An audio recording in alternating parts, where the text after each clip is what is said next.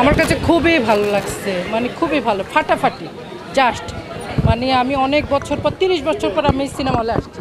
মানে আমার বিয়ের আগে আমি সিনেমা দেখছি, আর 30 বছর পর আমি এসে সিনেমা হলে শাকিব খানের সিনেমা দেখে আমি মুগ্ধ। মানে আমি একটু ভাষায় প্রকাশ করতে পারবো না। ওই ওই ওই সেই কথা, আই লাভ ইউ, ব্যাস। হ্যাঁ, তুমি সুস্থ থাকো, ভালো থাকো, বাংলা সিনেমাকে আরও উদ্বুদ্ধ করো, আরও ভালো ভালো সিনেমা দাও। বাংলা সিনেমা দেখার জন্য সব দর্শকরা আসুক, শুধু তোমারই জন্য, এইটুকু। দর্শকের উদ্দেশ্যে কি বলবেন যারা দর্শকদেরকে বলবো আপনারা আসুন, বাংলা সিনেমাকে আরও দেখুন, আমাদের বাংলাকে আর বাঁচান। খুবই ভালো লাগছে, মানে কোন চরিত্রটা শাকিব খানের সবচেয়ে ভালো লাগছে?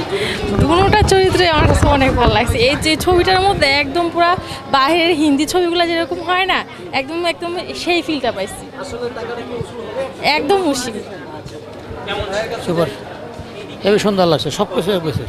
হ্যাঁ, সব মিলিয়ে অনেক সুন্দর ছিল, খুব ভালো লেগেছে। তবে আমার কাছে মনে হয়েছে ফাইটিং মুভি, মানে গান রোম্যান্স এগুলো কম, কিন্তু ফাইটিং মুভি সেই হিসাবে অনেক ভালো ছিল, ভালো লেগেছে। আশা করি তুফান 2 আসবে, আর আমরা সবাই আবার আসবো সিনেমার হলে সিনেমা দেখতে।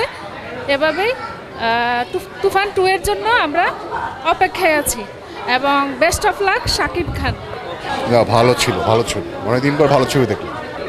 ভালোই, একটু বাইরের স্টাইলে করা হয়েছে, বাট অনেকগুলো ঘটনা মানে পরিচিত ফিল্ম থেকে কাটা কাটা করে নেওয়া হয়েছে, বোঝা যাচ্ছে। ভালো ছিল, ভালো লেগেছিল। কেজিএফ, তারপরে এই আরেকটা ছিল অ্যানিমেল, এই দুইটার কম্বিনেশনে করে ভালো লাগছে। সব মিলে ভালো, মেগা স্টার বলা যায়। শাকিব খান আমাদের বাংলাদেশের গর্ব। যদি উনি আমাদের মাধ্যমে শুনতে চায়, তাহলে শাকিব খানকে একটাই বলবো, best of luck Shakib Khan, thank you. হ্যাঁ, 2 তো দেখবই, অনেক এক্সপেকশন 2 দেখার জন্য, শুধু 2 দেখার জন্য। শাকিব খান আপনি এগিয়ে যান। হ্যাঁ, উড়াধুরা ফাটাই ফেলছে, খুব ভালো লাগছে, খুব ভালো লাগছে। ভালো ভালো ভালো, খুব ভালো। কোন জিনিসটা ভালো লেগেছে? লুকস, গল্প, সব কিছু টুইস্ট, এভরিথিং ওয়াজ ফাইন। অসাধারণ, অসাধারণ, এক্সেলেন্ট নির্মাণ। আসলে সিনেমা ভালো লেগেছে, বাট কাহিনিটা শর্টকাট করা হয়েছে। কাহিনিটায় যে বস্তুনিষ্ঠতা থাকা দরকার, যে সামাজিক অ্যাকশনের যে দীর্ঘসূত্রিতা, এটা ছিল না। But movie is good. হ্যাঁ, অবশ্যই দেখবো, বাট আমি আশা করব তুফান 2-তে কাহিনিটা যেন আরেকটু বিস্তৃত হয়। কাহিনিটা শর্টকাট করা হয়েছে।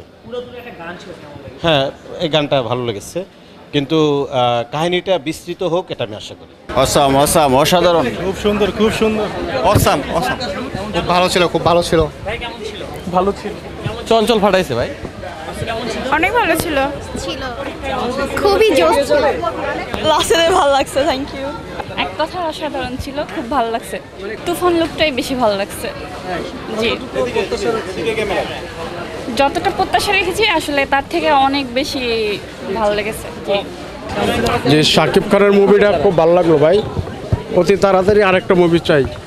ভালো, বাংলাদেশের সিনেমা অনুযায়ী ভালো। দুর্দান্ত দুর্দান্ত, শাকিব খানের ফ্যান হয়ে গেছি।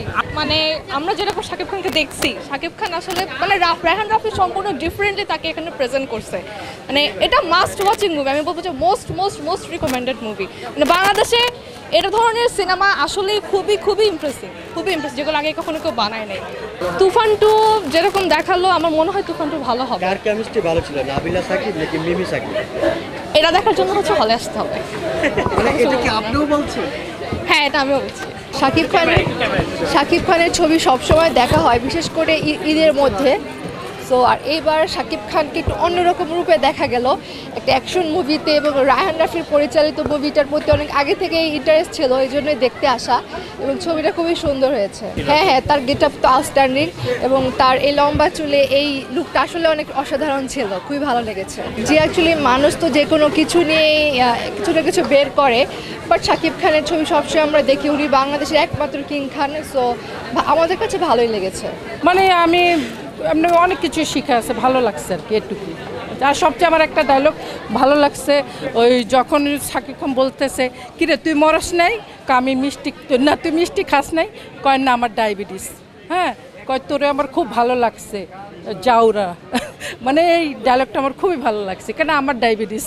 তখন আমি একটু হাসি দিলাম, না চঞ্চল, আমি ওকে কি রে চঞ্চলে তো প্রথমে ভালো দেখছি, কিন্তু পরে দেখে ও নিজেই ভিলেন, কারণ ও লাস্ট টাইম ওই সবাইকে ফায়ার করতেছে, ওই শেষ পর্যন্ত দেখা যেত ওই ভিলেন, ওই সবাইকে মারা শুরু করতেছে। হ্যাঁ আমি বাবুকে আমার ভালো লাগে, আগের থেকে ভালো লাগতো, এখনো ভালো লাগে, মানে খুবই ভালো। মানে শেষটা আমি ওকে, আমার মেয়েকে যখন হলো মিমে ফোন করতেছে, তখন আমি আমার মেয়েকে বলতেছিলাম যে দেখ মিমি কিন্তু তুফানকে ধরা দিতেছে, আমার মেয়েকার নাম আমাকে দেখিস, গাড়ি কিন্তু দুই জায়গায় চলে গেছে, ও কিন্তু তুফানকে ধরা দিতেছে, আমার মেয়েকার নাম। আমি পরে মেয়েকে বল দেখছো তুফানকেই ধরে দিছে মেয়ে মা। হ্যাঁ অবশ্যই আমি আমার মেয়েকে বলছি যে তুফানকে ধরে দিছে। আসো আপনার মা বলতেছে আপনার মা জিতে গেছে, আপনি কি বলতে চান? না অ্যাকচুয়ালি আমি কাহিনীটা যে দেখো তুফানকে কিন্তু ধরে দিতেছে, কাহিনীটা যেভাবে ঘুরছে, সো আমার থেকে আম্মু আগে গেস করতে পারছে যে কাহিনীটা এভাবে, আমি গেস করতে পারছি পরে, বাট আম্মু এখানে জিতে গেছে। আর আমি এটা কেন বলবো না, কেন আমার ওর আব্বু গোয়েন্দা ফিল্ড অফিসার ছিল হ্যাঁ, এখন বাইরে চলে গেছে আমেরিকা, কিন্তু আমি গোয়েন্দা ফিল্ড অফিসার বউ, তাহলে আমি দারোগার বউ, আমার তো একটু সন্দেহ থাকবেই মনের মধ্যে। ওরা আব্বু আমাকে অনেক কিছু শিখা, ওরা আব্বু 7 বার ট্রেনিং করে আসছে, আমাকে অনেক কিছু শিখেছে, সেটা আমার একটু অভিজ্ঞতা আছে।